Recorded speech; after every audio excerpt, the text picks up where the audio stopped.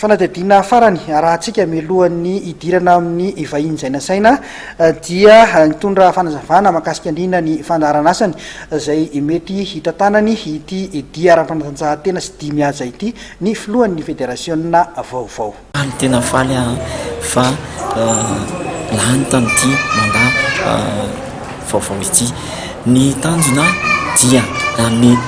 asiny indray ny danse sportive sy ny danse de salon eto Madagasikara. Zany hoe revaloriser ny danse sportive. Ny tepoka voalohany dia ny restructuration manao mise en place na licence sy formation ho an'ireo technicienne ny club section ary ny ligue sy ny fédération, ny staff mazava ho azy, ny athlète, ny juge indrindra sy ny entraîneur. Ary mba ho fandraisantsika anjara ihany koa amin'ny fifananana iraisam-pirenena dia nidirantsika ao anatin'ny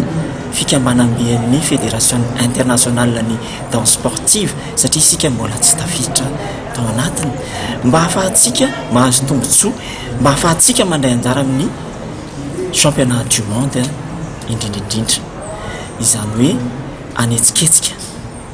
redynamisation ihany koa dia anetsiketsika ny dia eto Madagasikara no tanjona lehibe indrindra mba hisy ny championnat national isa-taona, ny coupe de Madagascar, ny critérium de Madagascar ary hitondra avo ny fanevan'i Madagasikara manerana an'izao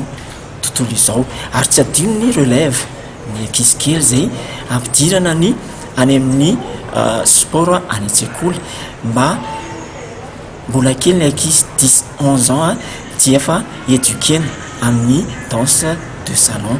Ary tsy adino ihany koa ny mpakafy loisir, zany hoe tsy te hiditra amin'ny compétition be raha rehefa mba manalanala azy sy mba te andia dia ampidirisitsika any amin'ireny orinasa sy ministère reny izay apetraky ny fédération ny rafitra ary hisy championnat régional sy championnat national mazava ho azy izany zavatra izany ary hitety any Madagasikara ny faritra ny fifaninanana rehefa hisy ny championnat national. Ary ireo faritra rehetra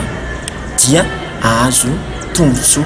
daholo ary indrindrindrindra ho anareo mpakafy mpijery zay